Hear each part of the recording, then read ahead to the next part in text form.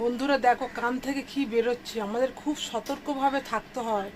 দেখেছো দেখো, আর এনার চোখেও দেখো কি একটা পোকা ঢুকে গেছে। তোমরা বলতে পারবে এটা কি পোকা? একটু ভালো করে খেয়াল করো, তাহলে বুঝতে পারবে যে এটা কি পোকা।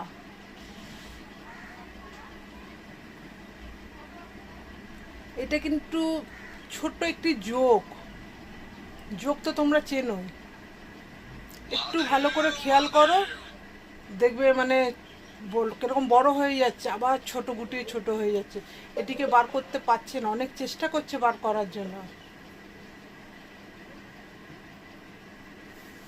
মানে খুব সতর্কভাবে আমাদেরকে থাকতে হয়, কান নাক চোখ সব কিছু মানে সতর্কভাবে রাখতে হয়। কেমন লাগলো ভিডিওটা?